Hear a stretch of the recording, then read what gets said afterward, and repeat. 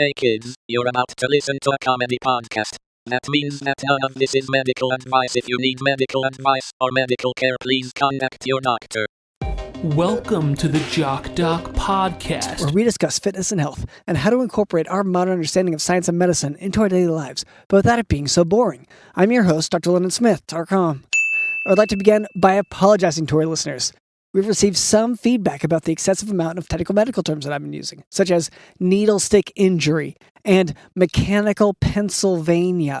So I'll try to temper my terminology to a simpler one in the future. Here to help with that is our producer, Cameron. Dr. London, we have to deal with some in-office kind of HR issues. Okay, yeah. No, I knew this would come up. Is it... Can I ask, is it all me or is it anyone else? Oh, no, it's actually a lot of people. It involves everyone. Yeah, this is not... Okay. Yeah, no, I'm coming to you more like as the boss position we're supposed to be in and not as sort of the sort of strict person telling you like, you can't do that, you can't say that, you can't touch that, you can't look in there. You can't go in there. So I can keep doing this stuff. Okay, good. I'll keep doing the... Those have their own meetings. And so whether or not you can keep doing them is dependent on what that meeting entails. But Dr. London, we have to actually deal with an anger management problem that we've had in this office. Okay, People have been throwing staplers, throwing Dixie cups. People have been throwing little wads of tape. And some people have said, well, I only throw the wad of tape because the cat is playing with it. You know, the cat who is sort of everyone's boss. Yeah, and it's been taking over more or less. Like, I'd say people talk about AI this way, but the cat really is making our jobs easier. That's the thing, is we really submitted to ChatGPT a while ago, and it just, I don't know, some of the suggestions that it was saying, like, don't mix those chemicals together because it'll create, mustard gas or whatever. Or it was really not vibing with us, with our staff, with our sort of like loose attitude and sort of like rebellious attitude. Whereas this cat we found, which we haven't named, maybe we should do a poll online or something with our fans to name the cat. But this cat, the way it's been bossing us around is so badass. Yeah, no, it's really, and like, just, I feel empowered by the power of the cat. Yeah. You know what I mean? Like, if your boss is like snapping at you, like the temper tantrums this cat has, clawing us if we say or do anything, it's really kept us, I think, working at higher levels of efficiency. Well, I think this is where a lot of the anger management issues come from, though, right? Like, obviously, the cat should keep doing what it's doing. But it's unfortunately inspiring the other employees to scratch other employees or bite other employees, or do that thing where then they kind of bite your ankle and they drop on their side and then do kind of rabbit kicks. Yeah. These kind of things, which they think is perfectly fine because essentially the CEO of the Jock Talk podcast is this cat that does, like, this cat we found outside that does all of these things. Yeah.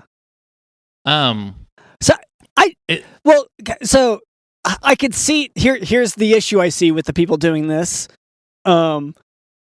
It's not their job to do all of that stuff. You know what I mean? Yeah. Like, well, I mean, I get the big trying to climb the ladder, but no, I understand. Yeah, sucking up, but like the big issue right now, I don't really care that people are scratching each other or whatever. But it's an insurance thing. Yeah, insurance is cracking down because they're like, okay, this is a sort of violent. What should be, it's a podcast studio. What should be a kind of low stakes environment has turned deadly, violent, whatever, Yeah. Yeah, it's been upsetting for some people. I get that.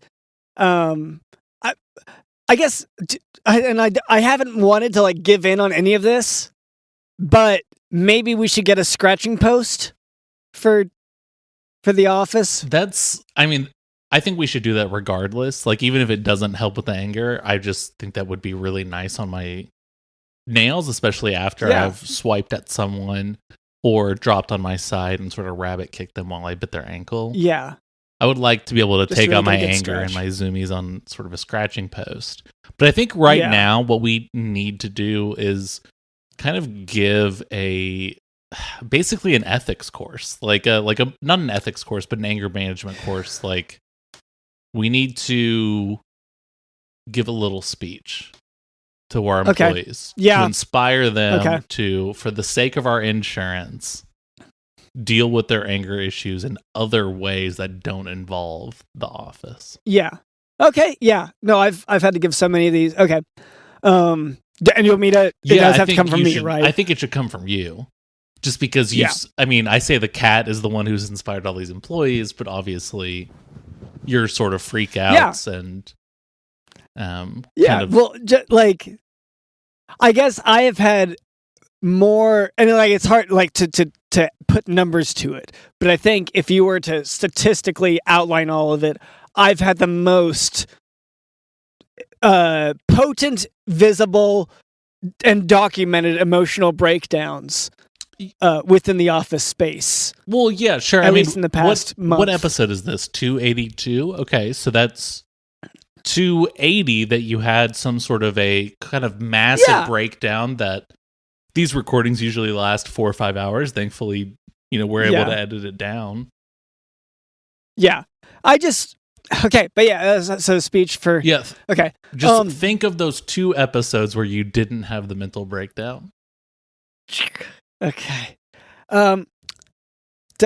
Ladies and gentlemen of of Office, as you may well know, we've all been growing out our claws. Is that healthy? I think it's okay. It's a lifestyle choice. But what we do with those claws, now that is, and that's what I'm talking about now. So from now on, when you're tempted to scratch your neighbor, and by name, sorry, I know you're all living in sort of a group thing together, so we are all neighbors technically, but when I say neighbor now, I'm saying the person sitting next to you. Your neighbor pokes you or bugs you, don't swipe at them.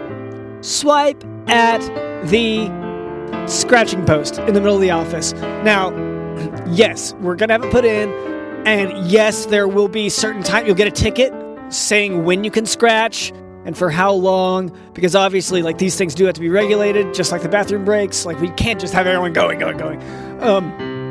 But yeah, try to channel that anger and frustration, that just the rage, and like, because we're all reading the news, we're all reading about everything, and just try to channel that into something healthy, like taking your ticket and then waiting for your turn to scratch a post. So I would say also maybe like taking care of the mice problem. That seems like a logical solution, because that's sort of become a large percentage of our work, like our work day.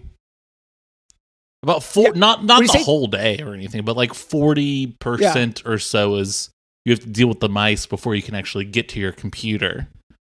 Yeah, well, and I'm glad you're using this terminology, because dealing with the mice is like we have been having a big debate, because at first we thought we would kill the mice, but then like they seemed to be really smart. Like we didn't even intentionally lay out a maze, but the office was kind of messy, and the mice started to go through it in a pretty smart way. Yeah, a much smarter way than we had been doing. We had been walking through the room sort of being like, ow, ow, ow, but the mice had figured out a perfect path that we've been using. And so it's like, okay, but so we've been trying to barter with them for a while. But just trying to learn something, honestly. Yeah, just I'm just saying, cat instinct wise, I think that's a decent outlet. Yeah, is to barter with the mice. Okay, yeah, good. Barter with the mice. Yeah, okay. So scratching post, barter with the mice, and I guess if you see a bird outside, like maybe just pull down the blinds or something. You don't have to stare at the window the whole day, or out the window the whole day. Like that, we do need to get some work done. That I don't think this is part of anger management, though, because I couldn't keep that promise. Yeah, if I see a bird outside and I'm salivating and I'm going, Or yeah. And for me, it's just seeing those feathers do the tiniest little flick around, like the tiniest movement like that. Just staring out that window. Oh gosh. And especially if there's a blind where I can put my little hand and like pull it down a little bit. Yeah, it'll warp the blind, but that's not my problem. That's my owner's problem. Yeah. Yeah. So I hope that this speech helped you out and trained you all to be better with your not just your work ethic, but also your finances and your anger. Yeah.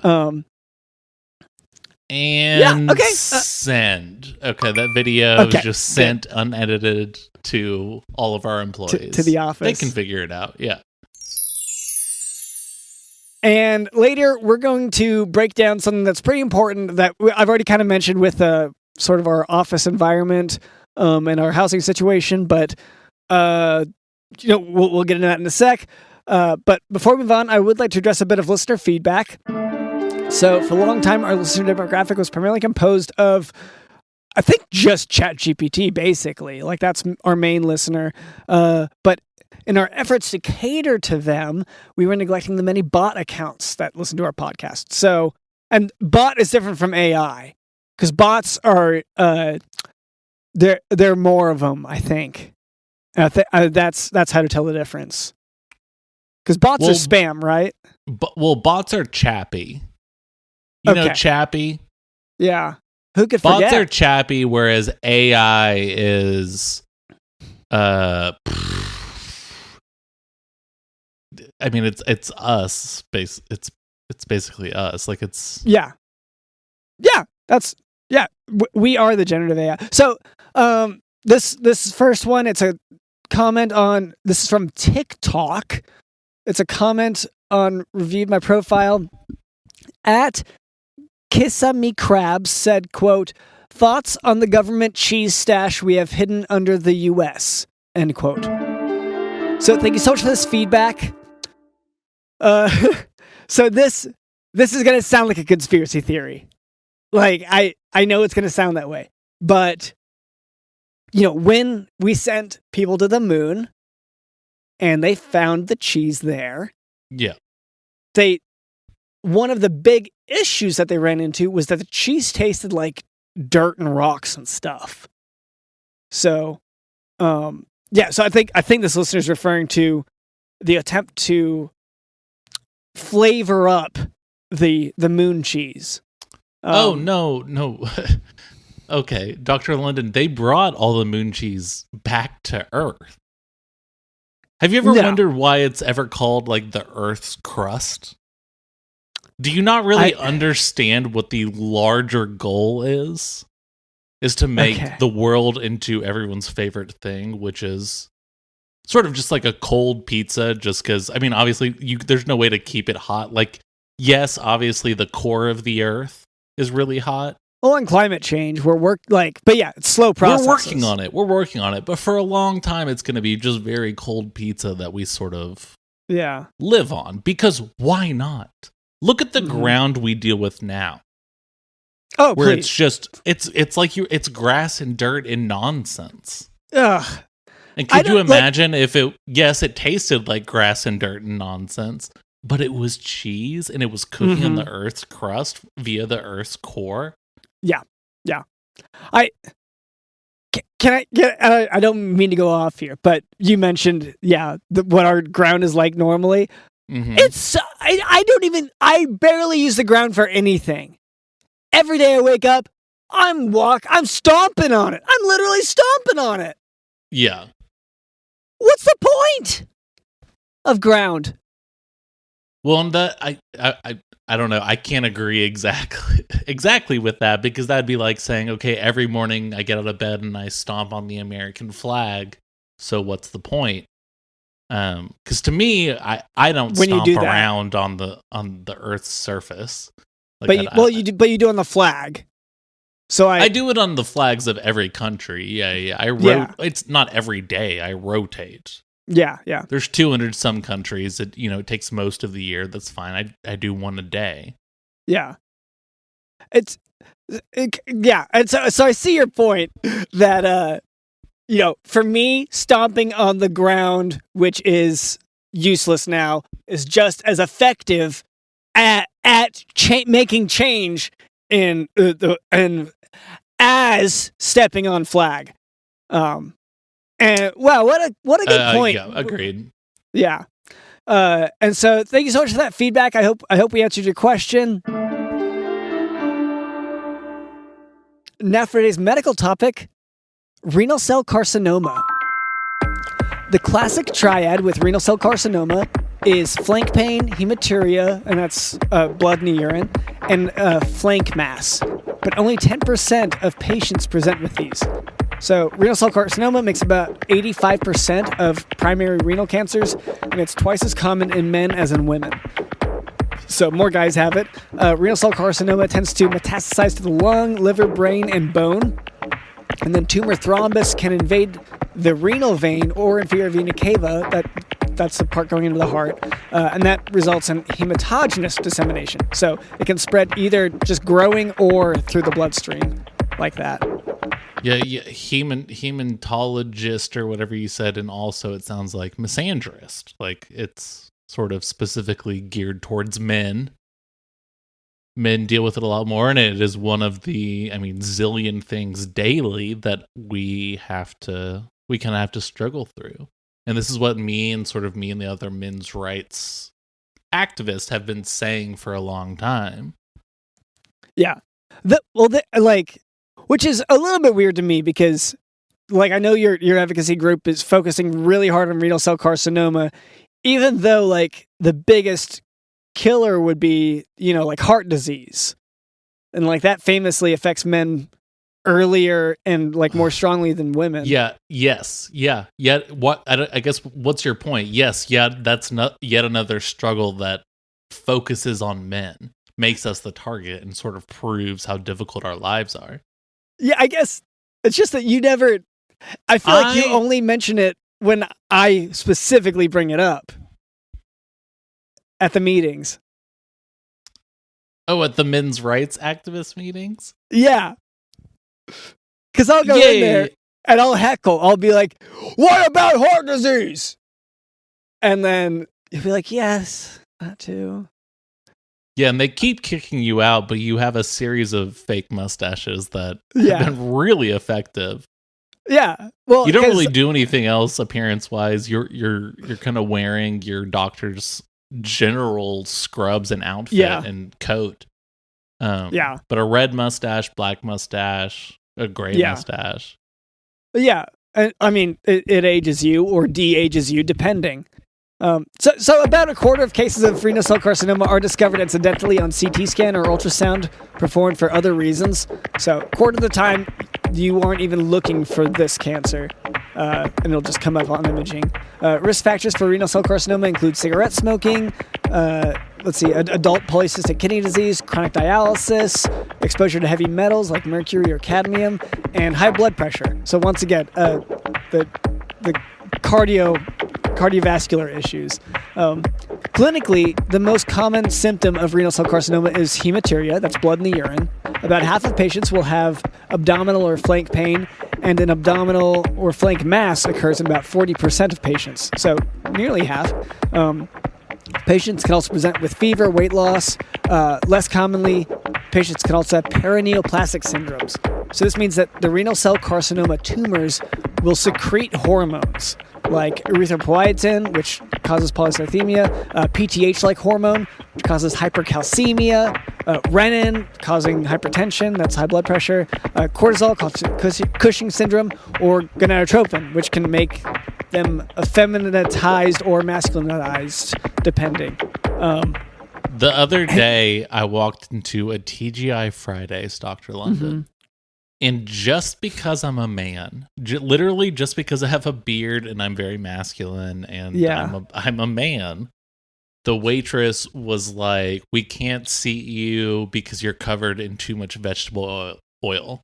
Obviously, she didn't know it was vegetable oil because it's too specific. She was saying, you're covered in sort of this goop that you're kind of dragging into the restaurant and creating a puddle of this goop. Yeah. So we're not going to seat you. All because I was born in the wrong gender. As if she would ever say that to a woman. Yeah. But you did show her the vegetable oil bottle, right? Like, so she got it? Yeah, afterwards, because she was being really nondescript about it. Like, I obviously knew she was getting at vegetable oil. Yeah. But she was like, this weird viscous, like, mucus or slime that is kind of covering you right now. Whatever it is, we don't want it, destroying our furniture. Yeah, yeah. And because I have the wrong parts down there. What used to be private parts. I guess now they're public parts, but they used to be private parts. So renal ultrasound is used for detection of renal mass. Abdominal CT scan with or without contrast is the optimal test for diagnosis and staging. So you perform the CT scan if the ultrasound showed a mass or cysts.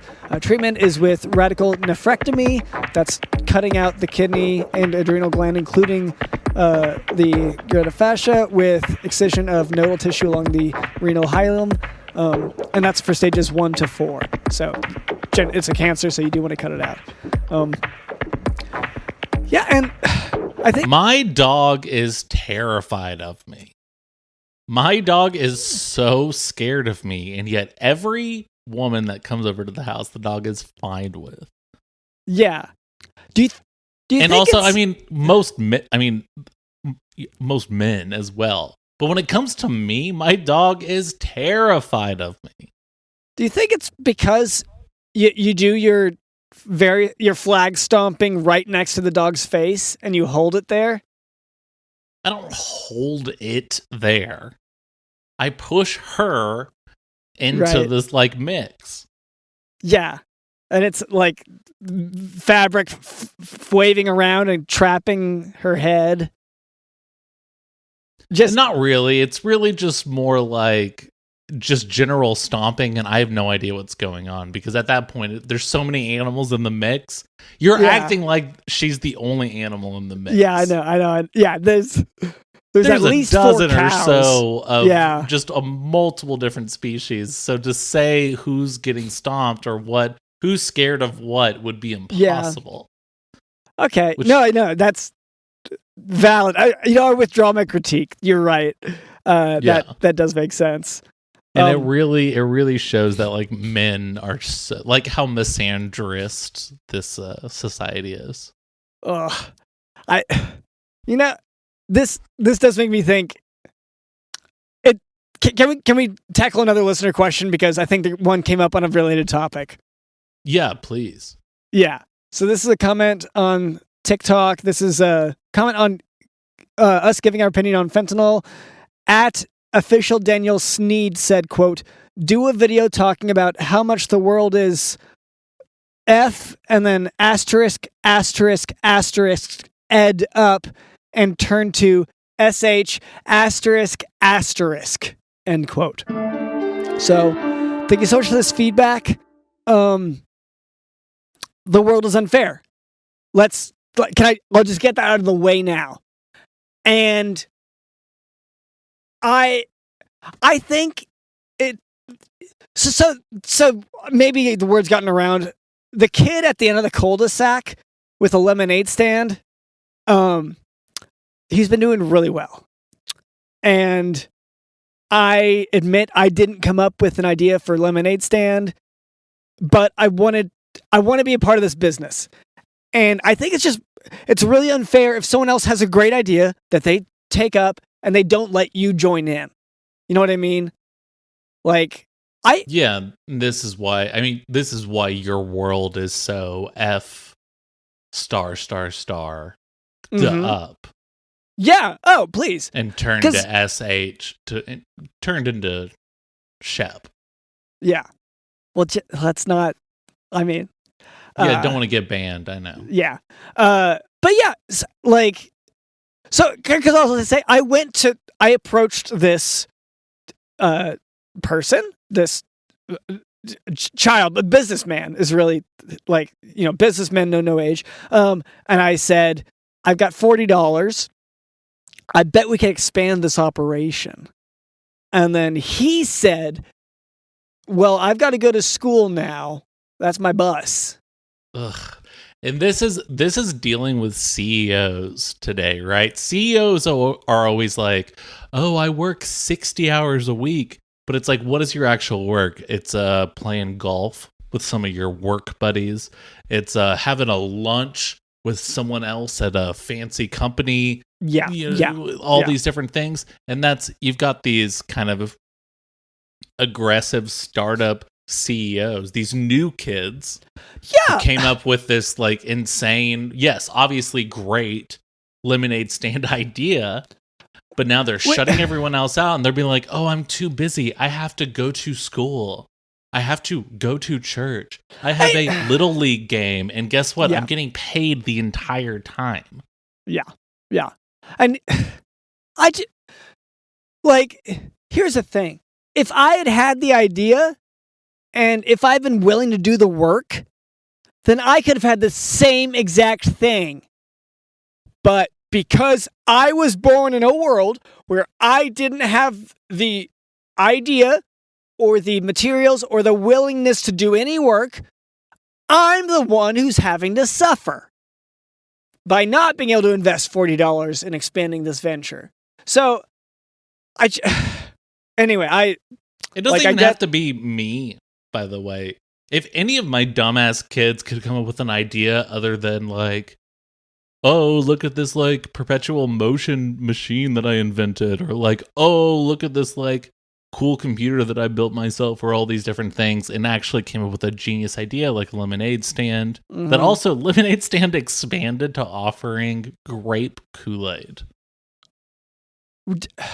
I know. I know. And my kids have never come up with anything like that. I don't.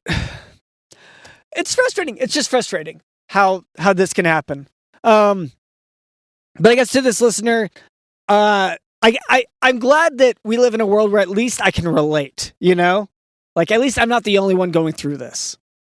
So, thank you so much for this feedback. I hope we answered your question. Let's see. Let's do one more here. At spotless.exe said, quote, first guy on top, one ST guy on top, and then 3 pointing up emojis, end quote. So thank you so much for this feedback. I think he's referring to the ladder game. For those who don't know, Cameron and I play this game where we bought a ladder and we see who can reach the top first. Yeah. And it's always been a fun game for me, but I've never won. Like, it's not because London, you've said the rules are very strict, and if you break from them, you said it's Russian roulette out there. Yeah. Okay. Yeah, I guess I should have said I do bring a gun to the ladder game. Yeah, and your whole thing is rule 1, if I don't go first, then we're going to use the gun. Just like Russian roulette. And so it's this weird kind of combination of both two very classic games. Mm-hmm, Chutes and ladders. Yeah. And this ladder. Yeah. So I hope that answered your question. Thank you so much for that feedback. And that was really insightful, and that'll help us make a better podcast in the future. But now, do you want to go ahead and move on to the main topic of today? Please. Yeah. So, we've been getting this question a lot, and I figured we just need to make a full episode to break it down. When you start your own cult, there's a way to go about it, okay? We've been seeing a lot of the opposite in recent years. For the last 10 years or so, Netflix has released 70,000 documentaries about cults. That's right. But they're all failed cults. Yeah. Right? Yeah, it's always the frustrating. ones that screw up, the ones where Mhm. the police get involved, the ones where people sort of abandon it, blah, blah, blah, blah. And it really gives an impression that this is the only kind of cult out there. Yeah. It's frustrating because like it's like you turn on the news and you think, oh, the world is terrible, just because that's what they report on. Okay, Yeah. because that's what gets the clicks, right? So we just want to lay out some of the basic stuff that you'll need when you start your own cult. We've been doing it, and we all live together, and it used to be a house, which Fell over. Sorry. Did you have a more complicated way to? I did, but fell over is a lot simpler than what I was about to say. Yeah. You can get into it. Well, so a donkey kicked it over. Like, I mean, let's break. Like, we can even go further into it. The structure was weak because we were busy because we were rewatching Glee and we were getting to the part where they were going to sing that one song that Imagine Dragons did or whatever. Yeah. And I want to say, like, I don't regret that decision. Like, that was a reasonable decision on our part to go for that. And again, without the kick, which is what we call it, the famous donkey kick that sort of changed our lives. Yeah. Pre-kick, it was the smartest decision we've ever made because it allowed us to finish Glee while also not having to put in like additional work. Yeah.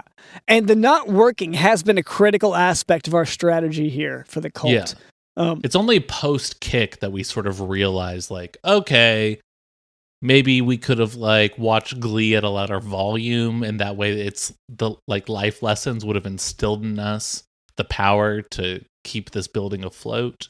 Yeah. And so I guess that's the first step of our cult is we turn the volume up to max on every device. Mm-hmm. Every device. People might be thinking, like, what about like recruiting, or what's your cult about? Volume is the main thing it's about. This is one thing that people get way too tripped up on is what does the cult believe? Like, oh, this is how we attract people, is the belief system. No. Look at every cult that's existed, every belief system that's existed. People who believe in things like the ground, like how the ground is like, it's actually there and it's not made of cheese, kind of like we were talking earlier. Yeah. These are people who are just going to blindly believe anything because they're listening to who the loudest is. Yeah. The loudest people are the ones saying, hey, the ground is the ground. That's why we call it that. Even if it was something different, it would still be called the ground because that is the name for whatever that is. Yeah. And also, like, we walk on it every day. Like, it's not an ambiguous thing in the air. Like, there's no mystery to it. It's very visible. We should know. And so people like that will buy into anything. They just listen to the loudest talking head on TV on CNN that says, oh, the ground is not cheese just because you call it cheese. It's still the same thing that has always been there and no one's ever considered it different until right now. We call it CNN. I think it should be called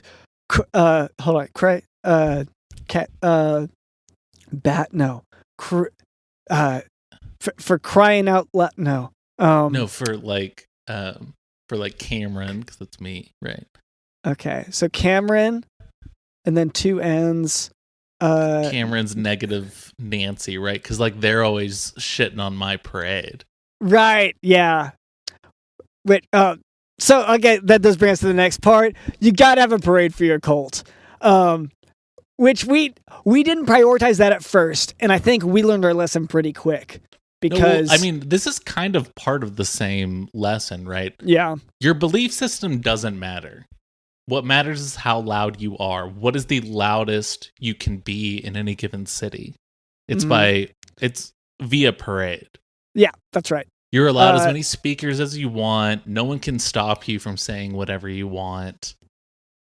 Now, you might be thinking, yes, they can. The authorities will stop, like an unauthorized parade, for instance. But the answer is actually no. If you can go fast and run away, and also if you can talk to them about it, they're very reasonable. And once again, if you get away, they're very reasonable about it. Well, I would say that if you're going at a solid speed, you don't even have to be speeding, just sort of the speed limit, as opposed to as slow as a parade. Yeah. If you're going the actual 40 miles an hour speed limit and you're talking into a bullhorn, your belief system, the police really aren't going to know what you're saying or what reason they would possibly have to stop you. Yeah. Which is a great way to get around the law. This is a real sort of punk way to avoid the the pigs, from cracking down. And I know most of our listeners are, popo pigs. I just want to say, we get that that's you, and try to stop us, because. Don't actually please don't, because this is the one way we found to do it. I do want to say that we are definitely still working on the issue that pipes our podcast into your radios in your car. That is an accident. We are still figuring that out. That was never the intention. We're so glad that you guys are listeners. Yeah. And our most avid listeners, sort of by force. Yeah. And you're the police force, so that's funny. That's And you force your way into homes and stuff like that. So it all that's really fun. Ties around. No knock. But all this to say, Dr. London, is that basically what we're trying to say is get the message out there, and the message is me. Yeah. The message truly is me. I'm in charge. Oh, and everything else is just sort of candy that you sort of sprinkle on top. If I could just add on here. So people are going to be thinking, wait, Cameron's in charge? Yeah. When we're at work, I'm in charge. When we are at Cult, Cameron's in charge. And I've learned that's... Yeah. Yeah, I did not mean the royal me. I did not mean the, you should take that as, I should be the leader of the cult that I'm starting. No. No matter what cult you're starting, listener, just defer to me. It will be helpful that I don't know you and I'm probably out of state and all of these things, because then you can just always be like, I heard from the grand leader and he said it's not going to work out this time. Yeah. You always want to be able to blame the higher power, which is Cameron. Yeah, which is me, yeah. Yeah. And you might say, what makes Cameron more qualified? Well, buddy, you're going to have to sign up for the cult to find that out. So yeah, that's the thing. That's a level 6 information. And I'm just, by listening to this show, you are already at level 5. You've accomplished the other 4 levels to reach this point, I assume. Yeah. Good on you. I assume people don't just stumble upon this podcast. Surely they went through the first 4 steps, the puzzles, of course, the tests and everything to get here. But you're never going to reach level 6 if you're asking these questions. Yeah. Unless, you become the higher power and invent a new level 6, which... if you're more powerful than me, then I believe in you and I trust you and I sort of praise you and just want to, just it will follow you. Spread the word, to the ends of the earth or whatever. Yeah. But so far that has not happened. Yeah. And I think that's in part because our recruitment strategy hasn't gotten beyond this off. We did try the yelling out of a car and stuff. Right, the parade that went at a normal speed. Yeah. Which, most people, were just other cars just driving. Yeah, just on their commute. And I'll say that's one reason why we need to have more walkable cities, Oh, gosh. Just so we could parade it better? Yeah, because everyone else is in a car, too. And just, we got a lot of green lights that day, so we just kept driving. No slowing down, really. And So we didn't really recruit people in like the modern sense of having anyone show up. But we are so excited for our cult. It's let's see. We've been working on getting flyers designed. Okay.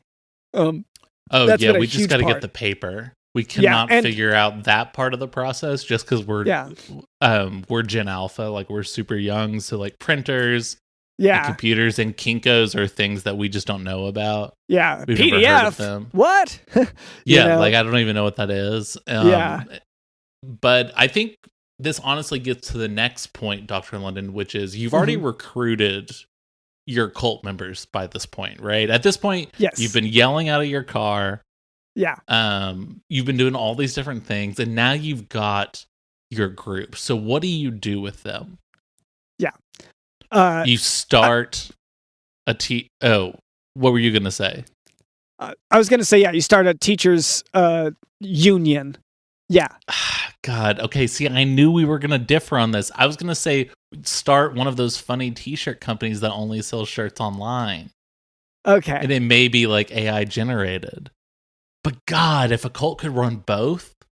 Yeah. A teachers union and a funny t-shirt thing. Yeah. Online. Like a busted tees kind of site. Yeah. Okay. Well, let's not rule it out. Like, this is why you're in charge, honestly. Can I just say, like, you're the ideas guy and the cult leader. Are you omnipotent, or do we decide? We don't need to figure that out. And omnipotent, is that, you mean like I can't kind of perform every time? Like I can't get. Yeah, not every. Sometimes so everyone's tired. Like everyone gets tired. Well, and you had a headache, right? And I had a headache. And headache for every day for the last kind of 40-ish years or so. And so, it's for any listener who thinks that I maybe know too much right now. Cameron gives this speech every day in the cult. He tells us about this. So, like, well, yeah, but the number changes depending on the year. Yeah. Well, and, you talk about the calendar resetting, and then you pull out the diagrams and stuff. And like, it's all super interesting. And like, once again, part of the reason why I'm a paying member, just one part though. I get, when it comes to t-shirts, we do have that figured out. Okay. So we have one t-shirt that we figured out how to make. And we're putting it on our first teacher from our teachers union. Yeah. So, look out for that teacher. I guess that, like, the shirt we can't mass produce, unfortunately. If you go to our Patreon, if you go to our website, you could see some t-shirts that you could buy. This is not those. This is not those. No. Okay. This is just specific to cult members. Yeah. So don't try to buy a teacher shirt. Okay, I think there was one more major step. Honestly, this might be another part 1, part 2 situation, but well, the major step is the eventual goal, right? Because the whole thing is, okay, we're working this slave labor job, because obviously you're not paying anyone for this work as teachers or working at a busted tees ripoff. But there has to be an eventual goal, like, with Heaven's Gate, Halley's Comet was passing by. We're all going to kill ourselves in Nike shoes, and we're going to end up on the comet flying with space aliens or whatever. So you have to have the end goal that everyone is working towards in the cult. And for example, like, our end goal is that if you follow everything that we do, you will end up in Rugrats. Not the reboot, which is coming, obviously. No, God. No, the original. The original. That's right. I'm talking when Tommy Pickles is doing Passover and he's like Moses or whatever, or maybe Chucky was. I don't really remember. Yeah. But it doesn't matter. But you can also be there. Yeah. And what an honor and a privilege. Yeah. And like, this has been prophesied in the Holy Text that Cameron wrote the other day. Like, this is all pretty. this is actually kind of higher level stuff than even we've fully drawn out necessarily. It's mostly in the idea phase, the how we're gonna get into the Rugrats that already happened, but we plan on doing the goal. That's you start the work before you know how you're gonna get there. Yeah. Oh yeah, for sure. So because I'm not even level 6. I was talking before about how no one listening to this is level 6 yet. I have not gotten there. Yeah, no. So I don't even know what's gonna be on the other side of that wall. Yeah. But it'll come to me. We assume, yeah, as long as we keep building. Yeah. Well, and as long as my whatever Nickelodeon nostalgia Twitch stream that I watch isn't taken down yet by copyright, and I can still watch these old episodes of Rugrats. Otherwise, then no, it's all over. There's no chance. So I feel like that about covers it. If you wouldn't mind, we want to address just a little bit more listener feedback before we take off. Yeah. So this is a comment on TikTok. This is from @Barrington Boo. They said, quote, "This is a fever dream. WTF is happening, and WDYM, you don't want to offend cavemen." And I think they had 6 question marks after that. End quote. Why do you want to? Yeah, thank you so much, whatever, for your feedback. Why do you want to offend cavemen? I guess that's the kind of other question. What is your end game with going out of the way to say hey, caveman, you don't know how to start a fire like I do? Yeah. What do they do to you? You know? Yeah. And actually, caveman, you've never even seen an episode of Boy Meets World. Which you don't even know, you're assuming, of course, right? You're just assuming. You just take one look at them and say, this is a person who's never even checked out any of the TGI Friday lineup. Yeah. And it's if you could just take a second to be sensitive to obviously it's a minority group at this point, right? There aren't a lot of cavemen around, and just be sensitive to these minority groups, because they're a minority until they're right in front of you, until it's you two in a room having to hang out and chat. And did you blow them off earlier, cut them off in traffic, and now you're in the room with them, and they are your social lifeline at this party, and everyone's kind of talking, and you realize, oh, this is the only person I know. This is kind of, how do I, okay, we have to pretend that we got along, I guess, because otherwise the host of the party is going to be a little bit weirded out, especially whenever they introduce us to each other, and then we have to have said, oh, we already met, kind of. You know what I mean? So, and this is how you deal with all social interactions that deal with people who are a little different than you, right? Dr. London is sort of this, okay, we already know that we're not friends or whatever, but we can fake it. And so just to not piss anyone off or whatever. And we can just pretend we were friendly earlier or whatever, and then we actually got along. That's sort of how you deal with anyone who doesn't look exactly like you. Yeah, that's right. In other words, a minority.